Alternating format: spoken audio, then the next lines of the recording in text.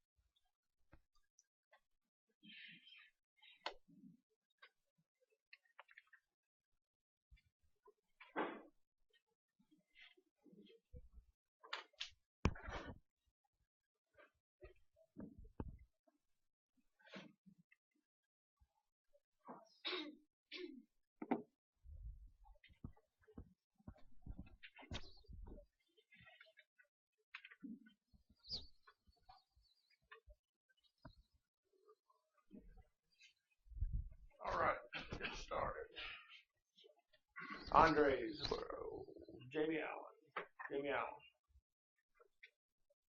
Tyler Amato, Nicole, Beamer, Cecilia, Eric Brown, Wilson Carter, Castro, Carlin, Cody Coven, Kate Cribb, Colhane, Tyler Cunningham, Alvin, Frisch, Camilo Hortet, Kevin Haney,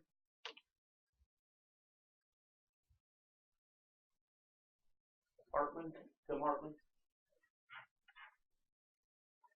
Ryan, Justice, Nick, Michael Levine,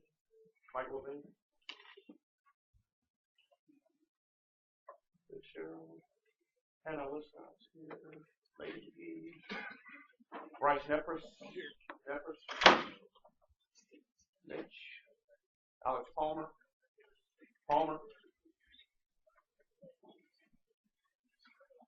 Jordan Paxton, Wyatt Root, Isabella, Victoria Sheehan, Matthew Sibley, Mario, James Tyler, Katie Walsh, Ryan Williams, and Julie. Okay, and then like Victoria, Hartman, and Wilson Carter.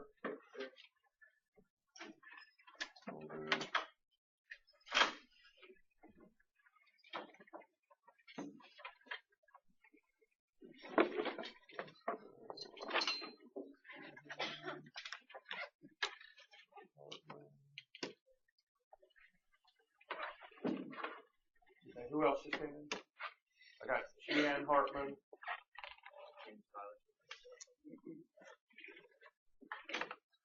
Okay. I'm going to go over chapter 5 today.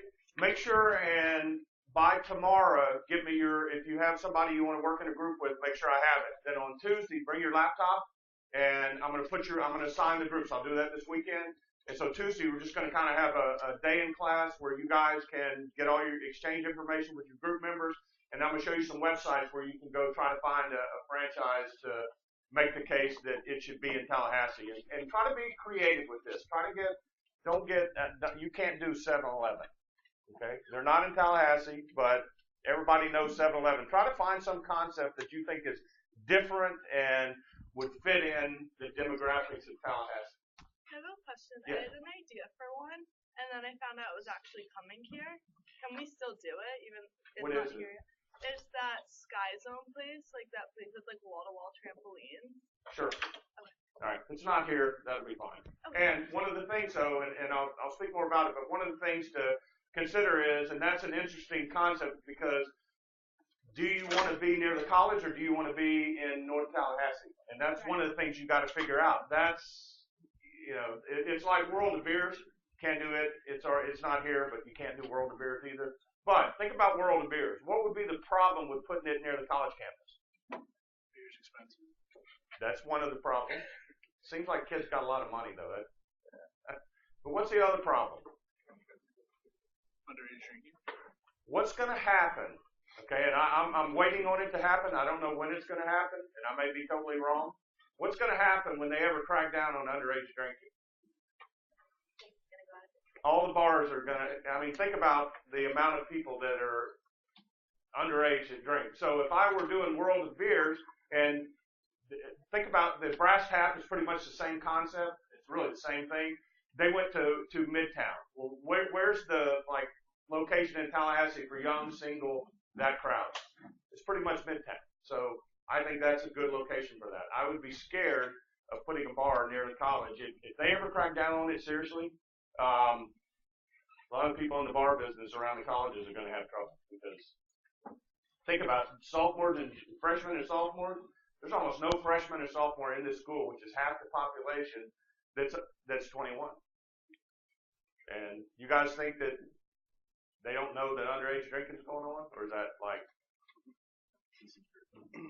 Okay, so make sure and have your request to me by Friday, and then I'll put it in. So make sure you might want to bring a laptop. A few of you guys we'll put you in your group, and I'll show you some websites. You can start working on your concept. Got plenty of time. It's not till the end of the semester.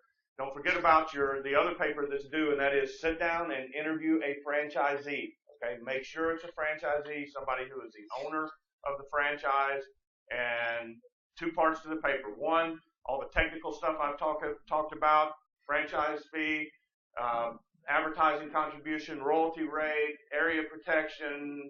Can you have multi-unit? Can you have passive ownership? All the kind of legal stuff that's in the FTD. And then the second part, I want you to talk about the relationship with the franchisor. And that is, if you guys ever want to do this, and same thing, when I went and checked out Red Brick the other day, one thing I talked to him about was, what's your relationship with the franchisor? How much support do you get? How much help do you get if you have a problem? And one of the things that I was reading online for, I think it's called Blaze, which is pretty much the same concept. It's already in Tallahassee, and there's another one coming. They're showing on a map another one coming here, Blaze Pizza. In Gainesville, it said when they opened up that service was horrible, and I can't tell you how critical a good opening is. Why is a good opening critical? First impression. Yeah, and if you guys go someplace and the first impression is bad, you think there's a chance you might not go back? Yeah, so one of the things that Hardee's was great about when I opened up, they had a team of people in there helping me, and they showed us how to train our people. So when we opened up, considering it was brand new, it was really pretty smooth. And that's one of the advantages of franchising that it's kind of hard to replicate. All right, in the news, McDonald's stock jumped 2% last week or the week before. Why? Nope. Not the guacamole burger. Nope. The CEO resigned. Okay, how would you like to be the CEO that resigned and the stock went up 2%? That was a vote of no confidence in the CEO. He's been in the industry like 25 years, and he resigned. I was just pulling up on my phone. You can Google it. The stock jumped 2% in after-hours trading when the CEO of McDonald's resigned. So they've got to, kind of clean up their act. And so it goes back, and we'll get one more thing, but then I'll start into the actual slides. But it's the agency principle. Have you guys ever heard that term? You know what it means? It means someone acting as an agent, and this definition is taught in a lot of management classes. Someone acting as an agent will make decisions based on their best interest and not that of the company. You guys think that's a true statement? That somebody acting as an agent for a company will make decisions based on their best interest and not that of the company? Why do you think that's true? Because people are always trying to move up the ladder, just make more money, and keep the stockholders happy. But that would be doing what the company wants. Do you think that some managers will do things in the short term that are beneficial to them that might not necessarily be beneficial to the company? Sure. What's human nature teach us? Who are we going to look after first? Ourselves. And I don't think there's anything wrong with the agency principle. I think it's just as a business owner, you guys need to understand that. When you have a manager working for you, are they as committed to the business as an owner should be? No, and that's what happened to McDonald's. They've got these franchisees that have 30 stores. Well, who's running them? Not the franchisee. They have a manager in every store. So you're not getting the performance versus a Chick-fil-A where you can only own 1 or 2 stores, and you have somebody in every one of those stores that have an interest in managing costs, increasing sales, because the bottom line, it goes to their pocket. So that's, to me, where one of the things that if I were McDonald's, I would really look at. All right, so key franchising policies.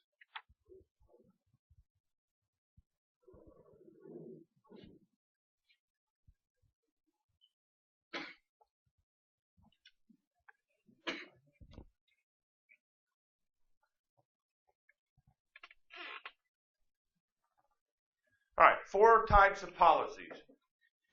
Appropriate rules towards ownership of franchise outlets, the right mechanisms to make sure that the franchisees act in the best interest of the franchise system. And once again, that's one of those goal conflicts. I'm managing my store to make profit for me, and sometimes that doesn't run with what the corporation or what the franchisor has in mind. The correct term for a franchise agreement as well as possible renewal, and then the appropriate policies for advertising, both national and local. So the first thing is, will they allow passive ownership? What do we mean by passive ownership? Investors, okay? Why would you want to allow passive ownership? Yeah, money. You can infuse money. Does everybody want to be running that business? No, but if you can invest, and what's a great thing about being a passive investor if you have a good investment? You make money and you don't have really any work, okay? So, but what's the downside of being a passive investor? You're at a disadvantage because you really don't have control in the operation. So the one I checked into last week, I think the pizza place, said somebody that was actually running the store had to have a 10% interest in ownership. So they did not allow passive ownership. Okay, think about Papa John's. Who's been in the news with Papa John's over the Super Bowl time? Peyton. You think he's an active owner? He has what, 21 Papa John's? You think he works in those things and checks them out? How can he own a business like that? Well, he's hired somebody to run them for him. He's got one probably pretty prominent person that's taking care of his whole operation. And did you see what he was in the news for? His stores got an immediate bump last year. Why did his stores get an immediate bump? Absolutely. He said, he came out and said it was been great for business. The legalization of marijuana in Denver and Colorado. His stores are in the Denver area where he's now a member of the Broncos. He said the legalization of marijuana spiked his sales like 10, 15%. Did anybody think about that as an offshoot of... So now what you're going to have is you're going to have the restaurant industry lobbying for legalization of pot in a lot of different states. I thought that was funny that Peyton came out and said that, because you look at him and he has this great reputation as just this nice guy. And he wasn't advocating it. He just said it's a fact. Sales went up as soon as they legalized pot in Colorado. All right. Often a cheaper option when multi-unit franchising is used because you can infuse that capital. Multi-unit owners tend to free ride less than individual units, and that's because they have more at stake. And I gave you the example. If somebody has 10 Subways here and you've got one, and that person wants to run this ad campaign, and they come to you and go, hey, we're going to run this ad campaign. You want to kick in? And you go, nah. Well, if they run it anyway, you're going to get the benefits of their running that. So if you have multiple units, you're going to be more invested in everything that goes on. Most passive owners owned franchise are investments for wealthy individuals, and that's what it is. A lot of athletes invest in stuff like that. The whole key to passive investment is you got to trust the people and make sure that the investment is well run, and that's hard to do sometimes. All right, passive ownership reduces performance, and that goes back to when I talked about the agency principle. The store manager is an employee, not an owner, and then passive owners tend to treat their stores as investments, not jobs. And it's a good, if you can set up a good passive investment, and I have a couple of passive investments that I'm in, but it's kind of scary because you have no control at all over what's going on. You better trust the people that you're investing in. Can create a hybrid arrangement where ownership is passive, but manager owns part of the operation, and that's what he talked about. You could have a group that comes together, then you give that person that's going to run it a partial stake in ownership, and they can either buy their way in, or you could give that to them as an incentive or bonus program. So then whenever they do sell, or if they do sell, or when profits come out, that person gets 10% of the profits. That's a pretty good incentive to have that manager or whoever's running it for you act in the best interest of the company. All right, so don't allow passive in a new franchise system if you need outlet operators with strong ownership incentives, and then don't automatically reject passive if the benefits from multi-unit franchising are high. It might outweigh the cost to be able to generate that capital. All right, so how do we control franchisees? And that goes all into that FDD, and there's certain sections, and within there you have to have very strict standards that guide what the franchisee can and cannot do. So that helps you maintain control over the brand, and the contracts must clearly specify responsibilities. And there's one whole section in the FDD. One is franchisor responsibilities. Here's what we will do for you. The other is franchisee responsibilities. Here's what you will do. And McDonald's is so strict that it tells owners when to clean floors and the specific cleaning solution to use. That's how detailed their contract is. So contracts must clearly specify consequences of not meeting these responsibilities. What's the biggest consequence they can do if you don't meet the responsibility? They can shut you down, okay? But what's the last thing they want to do? Shut you down, okay? You do have some power with that franchisor, because if you shut down, that's their revenue stream. They don't get the advertising money. They don't get the royalty around each month. So really, that's the last thing they want to do. So you probably can push a little bit, but on the other hand, there's certain quality standards that they're not going to let you get outside of that, because it can possibly hurt the brand. And as a franchise owner, you want that control, because I don't want people going to another Hardee's, having a bad experience, and then they come to my town and go, oh, well, Hardee's sucks. Well, that other Hardee's may have been bad, not necessarily mine, but people don't know the difference. People don't relate that. Does your image of McDonald's change when you change cities? Yeah? Where's good? The Midwest is good. Every time I go to Michigan to visit my cousins, it's always really good. And then where I'm from, it's really, really bad. What's the difference? Could be that franchise ownership. I don't know. It's okay. It's mostly like local kids, like you said, Hardee's. Well, doing it. And especially if you're in smaller towns, it's a whole lot easier to get a good labor force. And especially, and I can tell you the secret to that, or I can tell you my secret. When I went to hire my kids, if you were going to go hire kids and you're in a small town, how would you screen them? I remember you said you did like the honor roll kids, or you went and asked the teachers. The high school math teacher. She was my neighbor, and so I gave her the applications and she put them in two piles: the ones you want and the ones you don't want. And she was spot on. I mean, who knows better? Quality character kids, and especially in a small town, because she knows the families. And I told you I had 6 out of 12 honor graduates from my high school were my employees, and it was based on her separating those applications. And because, some of those kids that I didn't hire interviewed really good, okay, but she knew them from school and knew there were character issues, because one of the most inexact sciences in the world is interviewing. Okay, now you guys need to be a good interviewer, because you're not going to get your foot in the door unless you're a good interviewer. But somebody interviews good, does that mean they're going to be a good employee? I hired one girl in the last store that I opened in Dumas. Her dad was a state trooper, regular customer. She had all the personality in the world. We thought, man, this girl's going to be great. And she was home. She lasted about a week. And I hated it because I loved her dad. He was a regular customer. And she interviewed you would have hired her in a heartbeat. And then I've also hired people when I was tight and just needed a warm body that turned out to be really good that I wouldn't have normally hired in other circumstances. So very, very imperative that you get good people. Reserving termination rights. The franchisor needs to establish its right to end the franchise agreement and take back the outlet if certain standards are not upheld.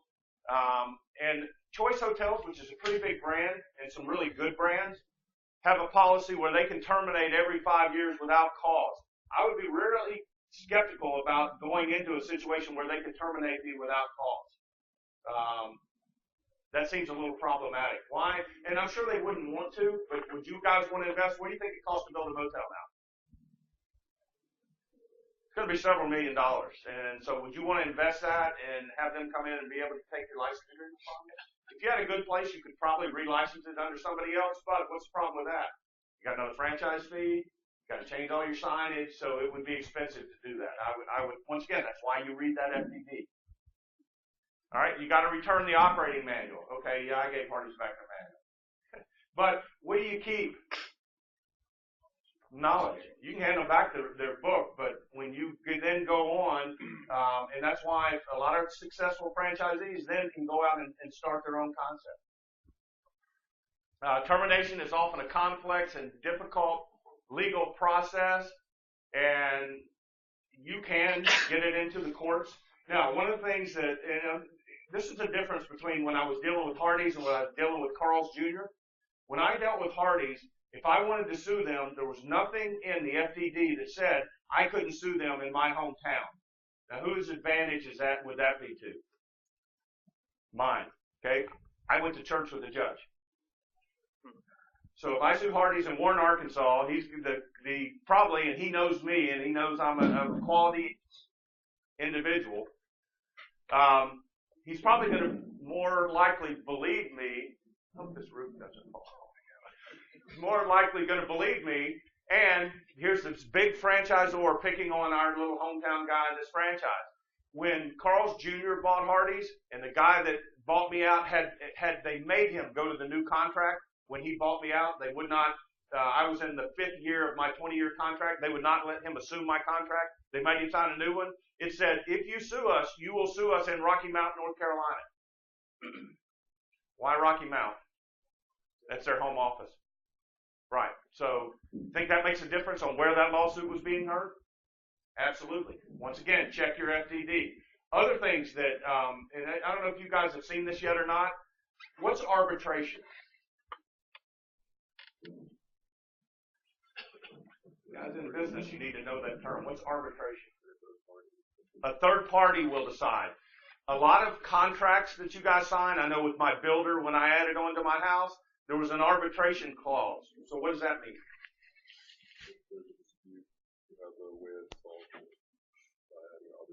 Right. And what's it intended to do? Make it fair for the parties. Well, and cheap. Okay. What happens when you get into court? It's expensive, right? In most cases, I got a buddy that's a lawyer. I went to the basketball game with him last night. He said he had been working 3 weeks on a case, and they were going to trial Monday after the Super Bowl. 10 minutes before the Super Bowl started, the case settled. So he had worked all Saturday, all Sunday, getting ready to go to trial, and that night the case settled. Why did the case settle? Well, the last thing, very few cases actually ever go to court just because of cost of litigation. So that arbitration clause will say, and some of your franchise, check your FDD. And I don't think it's a bad thing. What arbitration is you get a third party and you agree that we will hear this instead of a judge and jury and lawyers. Each individual will state their case and that arbitrator will rule, and it's called binding arbitration. That means that one person's ruling is final. And a lot of clauses, so some of the FDDs, you may see that in there, and it's not a bad thing.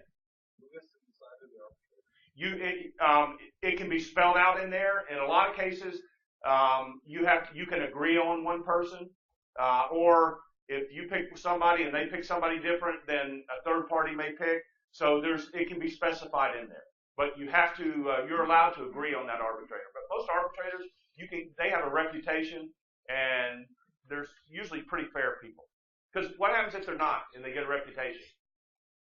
They're not going to get any more cases, and they get paid to do this. So they're like arbitrary, or arbitrator firms or something like that? They hire? I think it's just people you have to get certified. And most of them are lawyers because it's based on knowledge of the law. But, yeah, you can get certified to be an arbitrator. And there's another term, and it's called mediation. I don't know if you guys heard of that. That's just now in the state of Florida. Every case before it goes to trial is you have to mediate it. It's different from arbitration in that a mediator tries to get an agreement, but there's nothing binding about it. If you still can't come to an agreement, then it can go to trial. But the mediator will go to you and go, Stephen, you really need to listen to what Mr. Garner's saying. He's got a good case, and then he'll go to me and go, hey, Stephen's got some good points too, and he tries to bring people together. That's required by law now in the state of Florida. Okay, Tasty Freeze. How do they control their franchisor? Well, one of the key components to their business is the ice cream pump, so they lease the pump. And it's a renewable lease, so at any time they can pull your lease on that pump, and so you can't operate their business. So that's one way that they control the franchisee. All right, controlling sources of supply. Limit the sources of raw material And you can only do that with inputs that are proprietary. That means if I want to go buy plastic forks and knife, I can buy them from whoever I want as long as they meet the specs that are set out by Hardee's. They can't force you to buy from them. If you get with a good franchisor, though, or a good franchise system, you want to buy from them. There's two reasons. One, as far as delivery, I got a truck every 4 days. What would happen if I bought from 10 or 15 different people? What would your receiving be like? You would have somebody knocking at your door all the time, have to stop, check in some things, so you get that centralized purchasing, but also you get the economies of scale. A good franchise, you're going to make your money by purchasing from them just because of their buying power. And then go back and look at McDonald's, Wendy's. How can they sell stuff as cheap as they do? Because they buy it so much cheaper than you can because they buy it in bulk. Can provide a list of approved suppliers and specify key product characteristics. The fork that's in the plastic wrap has to be of X thickness of plastic. They can make you do that. They can say you got to have at least 2 napkins in there. They can do that. So whatever their specs are, you have to meet them, but they can't force you to buy from them. But like I said, in most cases, I checked it out. A lot cheaper to buy from them just simply because of their buying power. All right, they can require exclusive dealing. It prevents franchise from selling the products of other companies. I think I may have told you one of my buddies wanted to put maps and stuff because he was on the gateway to Branson, and they made you take that little rack out. They just said, you're not going to sell, we're a fast food chain, you're not going to sell other stuff other than what we approved. They can do that.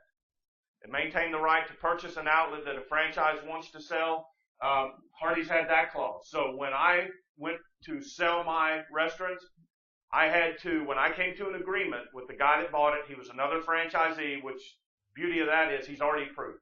Okay, what would happen if I wanted to sell it to somebody who wasn't a Hardee's franchisee? They would have to go through the approval system, which means they would have to meet the net worth requirements, they would have to go through the interview process, they'd have to go through training.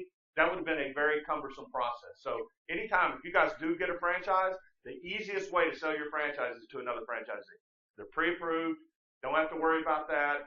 So, but once we got our contract, we had to send it to Hardee's, and Hardee's could have bumped him out for that price. Okay, in the case of my situation, Hardee's refused that said they didn't want it, so I was able to sell it to him. Why do you think they would maintain that right?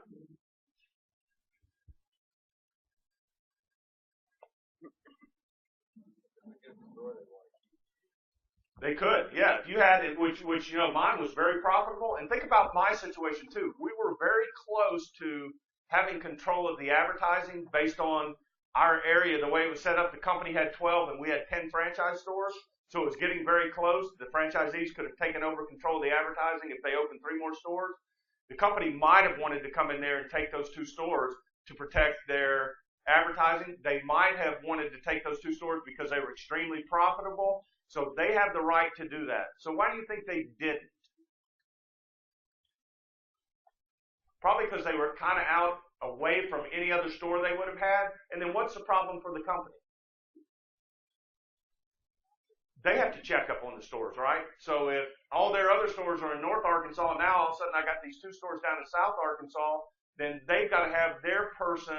Like there's a guy here, and I had him come talk to my class a year and a half ago. McDonald's has a guy that lives in Tallahassee. He works for McDonald's corporate because all these stores are corporate now. So he's got all 12 stores. And he goes and he works every day going in those stores. Quality, employees, do they have their name tag on? Are they dressed appropriately? Service time. So even the company is going to have somebody checking up. Why would the company have to do that? Because who's going to be running those stores? Managers, right. So unless you trust your managers a whole lot, then you got to have some mechanism to check up on them. So it was probably not logistically expedient for the company to buy my stores, which I didn't care because once I negotiated that price, I didn't care if I got the money from the company or for the guy. It didn't really matter to me at that point. All right, ensuring payment of royalties. Make it difficult to underreport sales, and a lot of that now is computer. And I know a guy from Pinch a Penny will be in here. Pinch a Penny has access to his computer. They can see anything that he does on the computer. They can tap in and see what's going on. But still, what's one way you can underreport sales? What's that? Yeah, if you fudged your numbers. But how could they detect that? If you buy inventory for them, and like with him, he buys a lot of chlorine, and all of a sudden 20 chlorine jugs, he didn't show reporting selling those, and yet he purchased them and he doesn't have them in inventory. There's ways a good auditor can figure out if you're hiding revenue. So anytime you sell something and don't put it in your computer system, that revenue doesn't show up. So why would an owner want to do that? There's 2 reasons. What 2 costs would you save if you didn't report all your sales? Royalties, and what else? Yeah, that's 3 costs then. Think of that. Very good. Taxes, okay? You don't report income, and then I'm going to reduce my taxes, I'm going to reduce my advertising fee, and I'm going to reduce my royalties. But why don't you want to do that? The IRS is a big one. You don't want to mess with them. But what if the franchisor catches you doing that? What do you think they're going to do?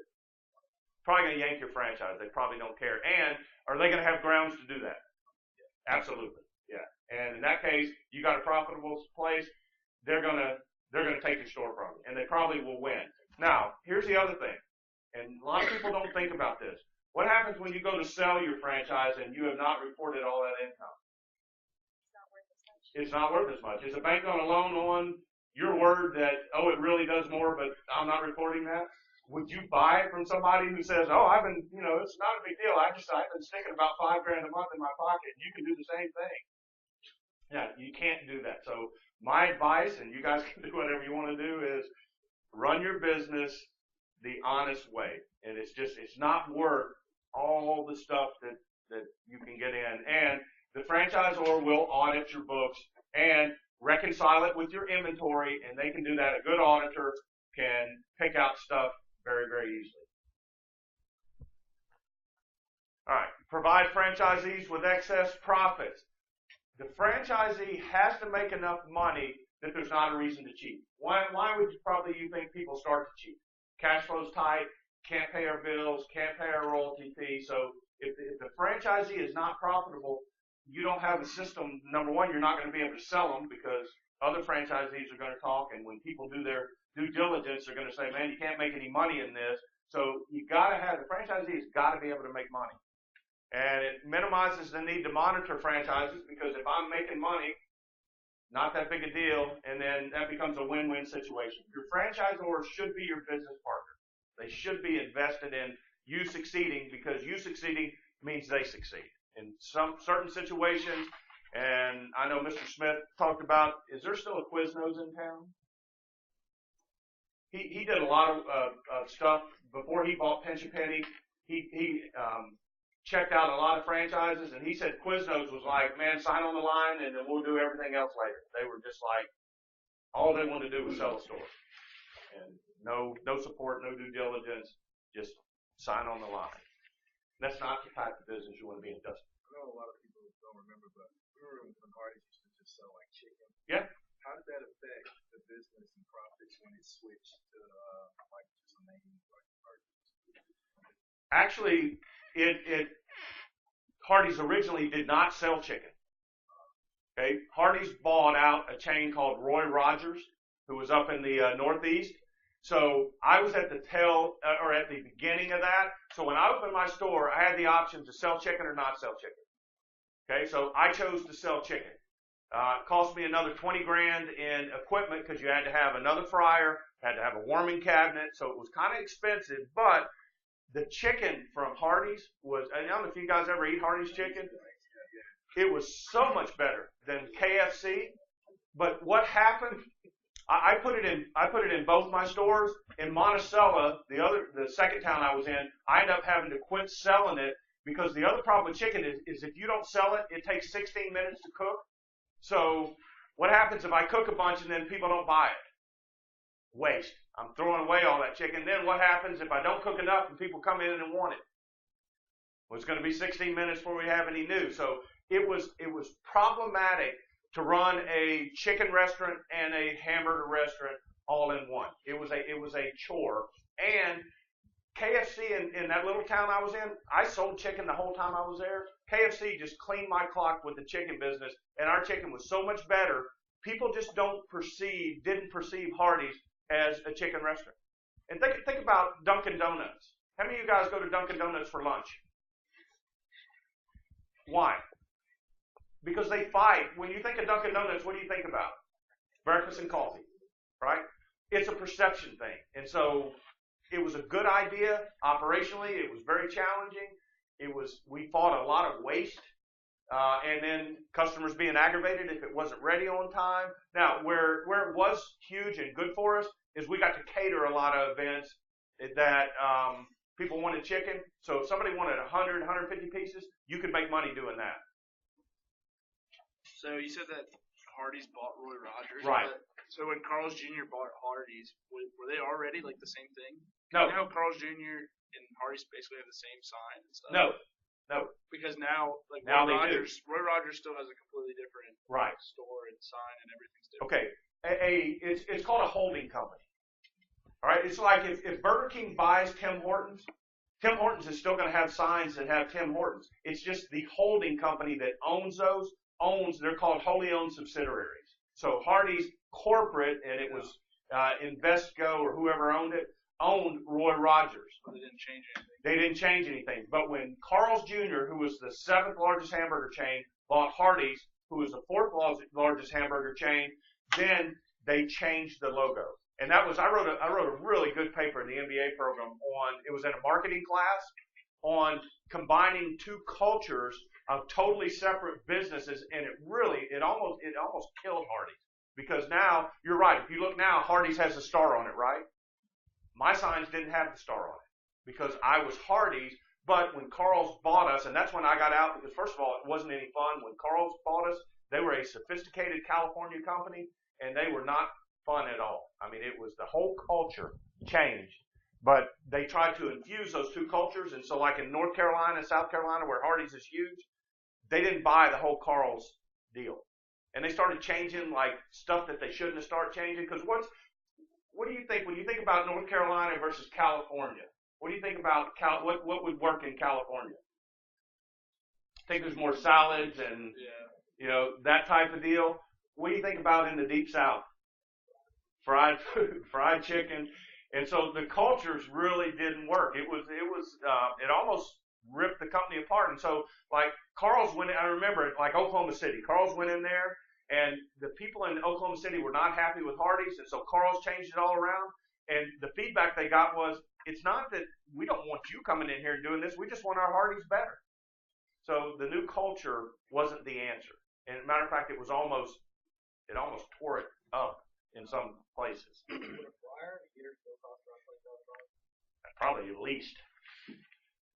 Today, a fryer is going to be over 10, easy, because it's a big 2-vat fryer. Plus, you had to have the warming cabinet. Then I had to have the breading station too. So it was 3 or 4 pieces of equipment. It was relatively pretty expensive to get into the chicken business for no more than I sold. So, and that's the other thing. You look at most places do one thing, right? Why? You can do it well. Okay, you want to do one thing and do it well. When you try to be everything to everybody, we sold salads. We end up doing away with those. It's just if you're trying, and McDonald's and Wendy's over the time, McDonald's didn't used to do chicken strips. Now you can get chicken tenders there. Same thing with Arby's is a roast beef, but you can get chicken. You can get that other stuff because they're trying to appeal. That's the other hard part, though. If you only have one item, one thing, then you're going to knock a lot of the market out also. You got a family that wants to come eat, and some of them want chicken, some of them want burgers. If you don't have the variety, you're going to lose that sale. McDonald's took the chicken strips off their menu. They did? Really? And I bet it was because of a waste thing. Yeah, it was like my favorite steak. Yeah, they were good. I didn't realize they had taken them off. It shows you how much I go to McDonald's. Okay, you're talking about the holding situations. Well, 2 years ago, Macy's came down to the south and took out chains like Bird Eye. Right. What is your view on that? Because the way I do it, more people, at least in my conversation, more people are they're still not receptive to Macy's being in the area, especially after they closed Bird Eye. Myself personally, we grew up with Bird Eye's brand and marketing, and we're the same. But overall, sales seem like they've improved. Why is there such a large difference between consumer perception and actual numbers? Is there any type of Good question for marketing people. But think about with the Burdines. I know Burdines was a Florida company, I think. So they were very popular, and it just you're kind of rolling the dice. If people are familiar with the brand, then it can hurt you if you try to change that brand. But and think about, and that's the whole thing with Carl's Jr. when they came and bought Hardee's. The name Carl's Jr. meant nothing to anybody in the South. I've never heard of it when they bought us out. So that we got in my opinion, no bump from the brand at all. Matter of fact, I think it was detrimental. So what could they have done though? Instead of doing the Star Hardee's, they could have just kept Hardee's as their own chain. But in their opinion, the people that were calling the shots, they felt like Hardee's could receive a bump if Carl's infused some of their some of their culture into Hardee's. The other thing that happened, Hardee's is typically an older crowd. So Carl's, who's their target? Anybody want to guess who their target? 18 to 35-year-old males. Okay, HFFU, heavy fast food users. That's the term they told us. That's why they use all those commercials and people just eating burgers in slow motion. Yeah. Not people. Hot women. Okay? So what do you think that did to the older culture of Hardee's customers? Seeing Paris Hilton with stuff dripping down her. I can't tell you how many complaints I got from my older crowd on the new commercial line that Carl's was running. And if I had to depend on 18 to 35-year-olds in my town, I would have gone out of business. Okay, in smaller towns, the population tends to get older because people don't move. There's very good cost advantages in living in a small town. Housing's usually cheaper, cost of living's cheap. So a lot of people that have lived there their life or retire. I mean, I could move back to Warren, Arkansas now and probably retire just because the golf course. If you want to play golf, it's $45 a month. Okay, now it's 10 holes actually, but. If you join here, Golden Eagle's $350 a month, plus you got to spend X amount for food. So your cost structure in those places is just totally different. All right, so overall lessons, got to create detailed contracts, and don't suck all the profits out of your system for franchisees through your fees, because their behavior is going to change. They've got to be able to make a living. It's got to be profitable for them. So how long should we do the contract? Very few are in perpetuity, meaning very few let you operate as long as you want to operate. 91 offer the right to renew, and I would want that clause in my contract. And then the average is 10.3 years with an 8-year renewal. Okay, 10 years I think is good. What's wrong with 5 years? Yeah, can you amortize your investment in 5 years? Probably not. And what happens at 5 years if they don't want to renew you? Okay, 10 years is really a pretty good, I think. What's wrong with 20? It's a long way. And now, 20 is okay. What's a good thing about signing a 20-year deal? You're locked in. They can't change. They can't raise your royalty rate. They can't change your advertising contribution. But one thing you need to know is if I want to exit before 20 years, what's the policy and procedure? Can I do that? Because I think I mentioned to you guys, Burger King sued one of their franchisees for closing down. He wasn't making money, and Burger King said, look, we don't care if you're making money or not. We get paid on sales, so even though you were doing sales, they sued them and won. And that was years ago. If it's 20 years, if after like 10 years you're sick of it, can you sell it to someone who Yeah. will take over your contract? Once again, you need to read that FDD and talk to people and find out. In most cases, you can sell the business, and if you can find somebody to buy it. Okay. Now, if it's a good store like mine were, I could easily find a buyer. What happens if you're a marginal store? You probably just have to give up. You're probably going to, right, I closed one down too. Yeah. You're going to have a hard time. As an old man told me years ago, Sonny, people don't buy salt mines, they buy gold mines. So if your business is struggling, you're going to have a hard time selling it. But keep in mind, the franchisor is also going to have first right of refusal. So when you go to sell it, and I saw Hardee's bought one store that was really not a good store, and they could afford to take a little hit. I mean, I think it was probably either marginally profitable or not profitable, but they actually bought it from the guy instead of letting him close it down because they wanted that market presence. So corporation can do things like that than an individual. I couldn't, you know, when my store started losing money, I'd have closed it down. I couldn't fund it. I just heard, matter of fact, Dr. Blass just said that somebody just moved in next door to him that's planning on reopening Hardee's in here.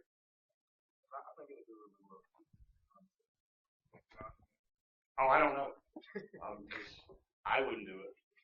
No, I mean, a lot of that's, I wouldn't do anything like that anymore. I mean, it was a young man's game. I mean, I can't work now 70, 75 hours a week. I would want to fight the labor, and I have 0 employees. It's really cool.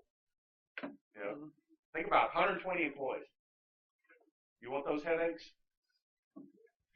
I don't. You should. Okay, you can make a lot of money. All right. So printing and copying, 18.6 years. That's a business that's kind of dying. But why do you think the printing would have like closer to a 20-year? What's one characteristic of that business? What's your startup cost? It's really high because you're going to have to buy all that stuff. So you wouldn't want a 10-year in that business just because you're sunk into that for a long time. Same thing with a gym. You know, the good thing about gyms, you know, you guys know Gold's Gym's a franchise, right? And think about that business. Once you, especially if you have the free weights, you can't tear that stuff up. So once you have your initial investment, now the machines are a different deal, and I know a lot of them have the machines, those things can break, but you just have free weights. Once your investment's paid for, your cost on an ongoing basis is very, very minimal, and it's just pretty much revenue coming in. Travel, 5.7 years. Once again, that's an industry that travel agents used to be franchise. Now, pretty much travel agents are almost a thing of the past because of the internet. All right, so the longer term, if it's 20 years, offers better opportunity for franchisees to amortize their investment. What's amortize mean? You guys don't know that? Finance majors? No? You amortize, you spread it over years. So if you amortize your investment for 20 years and my initial cost is $1 million, basically that's you're allocating whatever per year, and it's you actually get to write some of that off taxes also. Better chance for a franchisee to sell the outlet if desired. That's not necessarily true because chances are, even if you have a long-term contract, they're going to make whoever buys it from you sign a new contract. Because if there's any changes, they're not going to let that person benefit from. And Carlos was very smart. When the guy bought me out, they told him up front, you will sign a Carlos contract, and they would not let him assume my contract. My contract was much better. The old Hardee's was much, much better. More assurance from the franchisee that the franchisor will not engage in extortion, and then less incentive for franchisees to cheat and free ride because I'm in it for 20 years, so I'm bound long term. All right, longer term, they do create, though, difficulty in changing key elements such as the royalty rate. So if you're on the other side and you want to franchise your business, and I wouldn't do it probably over 10. I would do renewal, but at the end of 10 years, what can you do? You can bump your royalty up a little bit if you need to. If you lock somebody in for 20, that's contract, then you can start other companies, other individuals that come in, you can raise their royalty rate, but if I signed a 20-year deal with you, you got to honor that deal with me till my contract expires. Problem is if a firm is poor at picking franchisees. If you're poor at picking franchisees and you lock them into 20 years, you got a 20-year headache unless you can get rid of them. And then problem with outlets looking dated and stale, but how do you handle that? Put it in that clause that says we can come in, and I know Hardy said we can come in and tell you you will redo your store. And they told me every 7 to 10 years I needed to do a remodel. And think about it. You go into places and the booths, they're torn and the tables are all scuffed up. Every once in a while, you've got to be able to spend money on that place to update it. And hotels are the worst because, and think about, I see all these apartments around here that are getting knocked down now, like the Plaza, and those places, you know, you can only put so much paint on a place and do so much stuff. It's old, and it looks old. And that's the thing with motels. What happens with your higher-end motels, after a while, they will not renew it, and then you'll see Econo Lodge or some other place come in and buy it, some lower-end place, but that's because Ramada Holiday Inn would not redo it just based on the fact that it's old. And it's not cost effective to come in and knock it down and build up another one. The guy in Sandestin, you guys, some of you guys will go to school with his kids. Henderson, he had a Comfort Inn and Suites, and he just let it go, and it's now like an independent place. He didn't renew. He's got the Fridays and had the Comfort Inn and Suites behind it. He had a 10-year deal and walked at the end of 10 years, sold it to somebody, and now it's an independent brand. All right, so don't use short-term if you want franchisees to invest heavily in their outlets, and don't use long-term if you're uncertain the policies and fees are the right policies because you're locked in. You need that flexibility. All right, national advertising. Vital to building the brand name, 72% charge a national advertising fee, lodging 78%, and that makes so much sense. Think about lodging. All your big companies, when's the last time you guys stayed in a hotel that was not a national chain? I mean, anytime you travel, you want that assurance pretty much that it's going to be, you get a certain quality standard. If you guys stay in a Holiday Inn, you know it's going to be, there's certain standards that are going to be met. Most charge a basis of a percentage of sales. Only 5% charge a flat rate. What's wrong with the flat rate? It's unfair to those people that are low revenue, low profit stores because you're all paying the same. So there's nothing really more fair than percentage of revenue. The more you do, the more you contribute. National advertising funds, and this is the whole Subway saga right here. National advertising funds must be set up as a trust and kept separate from royalties. So when you guys do your paper, don't tell me there's 10% royalties. There's not. There's going to be 6% royalty, 4% advertising. Those are two separate costs. Royalties go to the franchisor. They can do whatever they want with them. Advertising, if you pay specified advertising fees, they have to be spent on advertising. And that's the whole deal. Subway's sitting with over $600 million in their advertising trust and still billing the franchisees 4% each month. Got all this just war chest full of money. And franchisees they took them to court and lost, but it's a huge battle right now based on those advertising fees. Small chains rarely charge this fee, but put a trigger. Okay, so why would a small chain not charge a national advertising fee? There's no value to it, right? Why would I want to run a Super Bowl ad if I only had 20 stores? What's a Super Bowl ad cost now? Millions of dollars, right? But if you're McDonald's, you want to run a Super Bowl ad? Yeah, because what's their cost? Well, per store, it's not that much because you got all these people contributing to it. So most small chains tend to let you spend the money locally, but they put a trigger in. What's a trigger mean? If we reach certain benchmark. When we open our 100th store, we will start charging you 1% national advertising fee. Okay, so that's a trigger. What it does, it covers them. So in the future, if we get large enough, because to buy national advertising, it's expensive, but once you get that coverage, think about the hotels and think about who advertises on the Super Bowl. Doritos. All right, where can you not buy Doritos? Nowhere. Budweiser. Where can you not buy Budweiser? The big companies that do that, it's national. But if you're in a small town and it's not a big brand, I would want to spend my money locally. And that just, it makes sense.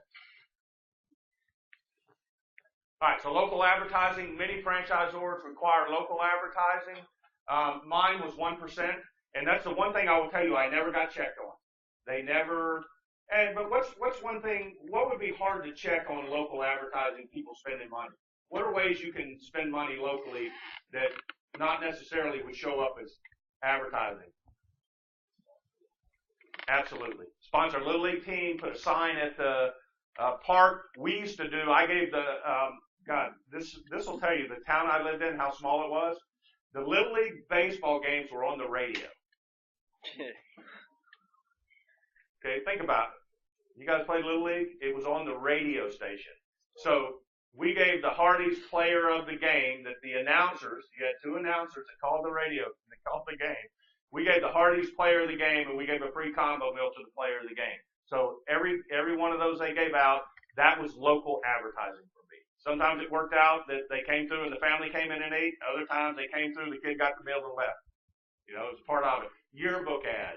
Okay, but it doesn't necessarily have to be radio and TV and that kind of stuff that's really measurable. You can contribute in the community in a lot of ways.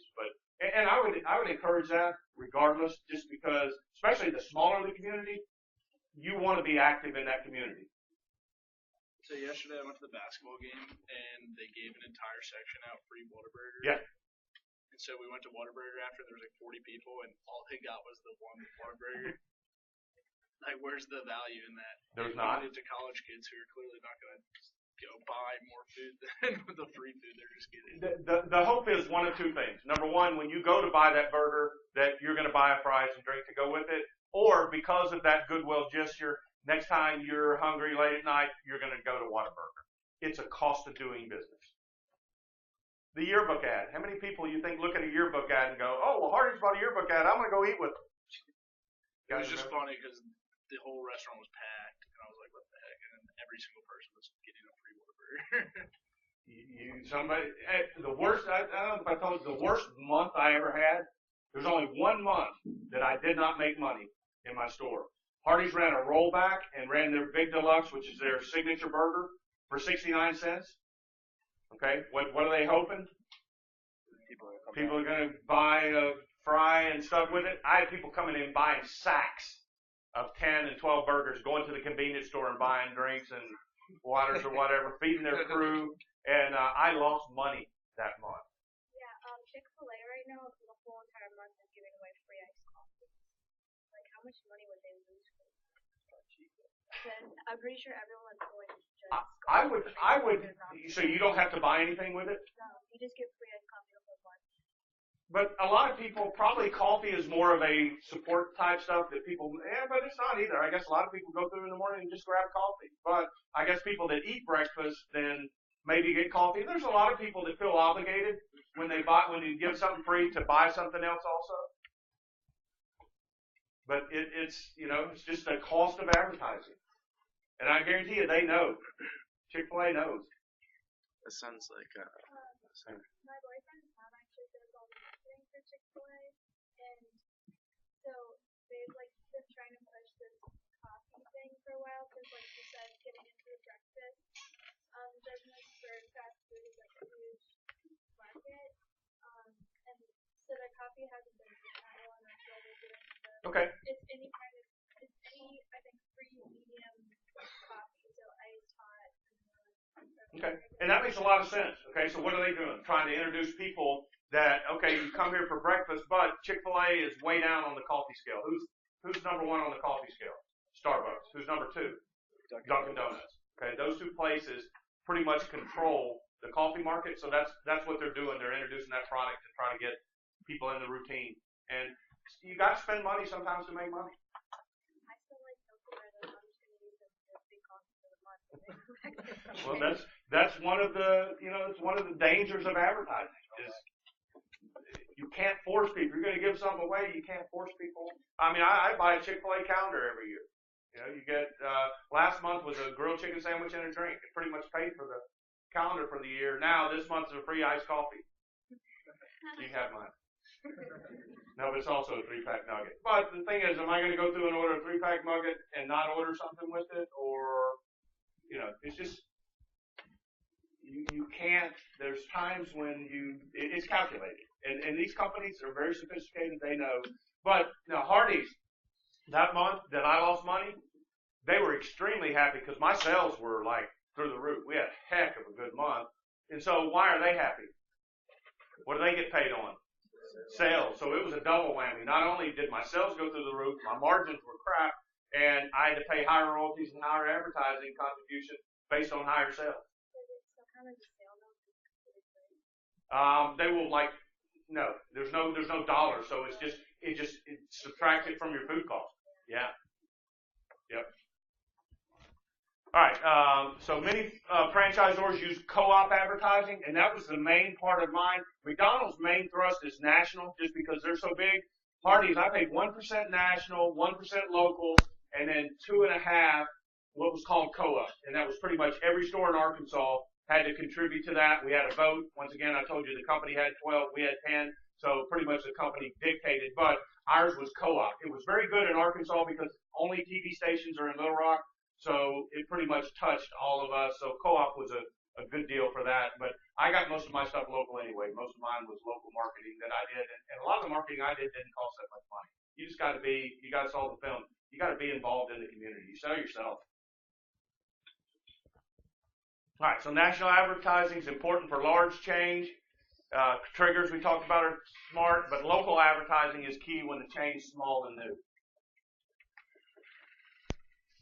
All right, so and this just talks about how you want to set your FDD. If you have a long-term contract that's lenient, it reduces the fear of franchisor opportunism, but you have very little control over the franchisee. You're lenient, but it's long-term. But if it's long-term and strict, reduced fear of franchisor opportunism, but you have tight control. There's a difference. Now, why is there reduced fear of opportunism? Because I'm locked in for 20 years. That franchisor just can't raise my advertising rate, can't raise my rate, versus short-term contracts. If you have a short-term, there's fear that that franchisor can come back and raise your fees at the end of 5 years, and they can do that. And if it's lenient, then you have little control, or if it's strict, you have tight control. And McDonald's right now is very strict control. Subway right now, very strict control. So that's one of the things you got to figure out is, do I want to work for this company? Do I want to own a business that has that tight control?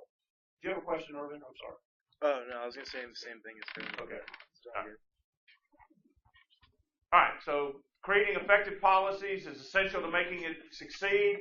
You got to have the appropriate rules of outlet ownership, passive ownership, multi-unit. Choose the right mechanisms to make sure that people act in the best interest of the system. Devise the correct term for the franchise agreement, and have policies for local and national advertising. And once again, those can change over time as your system grows. But all this stuff is the type of homework that I want you guys doing when you're investigating these franchises. Would I want to be a part of this? And I had a young lady in my class last time that knew a guy that owned 60-something McDonald's, and said he was just miserable just because it's changed so much. The strictness and the rules and having to operate in a system that it's like your business, but it's not, because they can mandate kind of what you do and what you can't do. So it's not for everybody, but I tell you what, it's certainly a good way to get started in something. What franchise do you recommend? I mean, any of the big boys. The problem with the big boys now is they're so cost prohibitive. McDonald's, you're talking $1.5 million net worth, $500,000 liquid. I would look into some of these little concepts that are kind of new, but do your homework. That's the trade-off there is these pizza places are $350 to get in. I was spending $750 in a low-cost town in Arkansas years ago, so $350 is not that much. But how much business can you do? And the one in Panama City, the guy told me was doing over $1 million. So my guess is you can do $1 million of sales with a $350,000 investment. That's probably pretty good. And food cost is very, very low. I don't really understand the concept of the pick your own pizza, because every pizza I order, I pick what I want on it. It's more of a quick serve though. It cooks in 3 minutes. So it's set up. So the main thing the guy told me is it's really, you're right. If I order, you can order, I want these 3 things on it, but you pick it out and you actually watch them build it. It's kind of like the whole Moe's thing. It's an open kitchen. So you're watching them, and they have, and I guess they have this now too, but they have two or three different types of cheese. They have 2 or 3 different types of sauce. So it's not, the main thing is it's more quick serve than pizza. Most times if you order pizza, it's what, 10 or 15 minutes? Okay, this now it cooks in less than 3 minutes, which is a little different. And if you're going to eat, it's quasi-fast. Whereas pizza, if you're going for lunch in some place, if they don't have it already cooked, you order a pizza, you're going to be there 30, 45 minutes. This, 5 minutes, you got your food, which is different. All right, very good. Have a good weekend. Make sure and get me your, if you want to be in a group with anybody, make sure to email that to me, and bring a laptop on Tuesday so we'll start working on your group project. Nope, I'll sign it. Yep. Okay.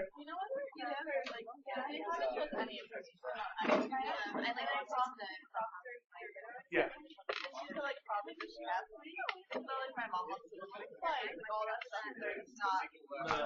I don't. You know what? I have very little. Yeah, there's not all that stuff. I wouldn't panic on the flights yet, just simply because I think they're going to get a little cheaper as it gets close. Generally, when you book this far out, they've got you, right? So then as it starts getting closer, if all the seats aren't sold, then the price goes down some. Yeah, so I wouldn't panic about that. Where are you flying out of? Okay, you can probably find it pretty cheaper. The cheapest I'm finding out Tallahassee right now is like $700.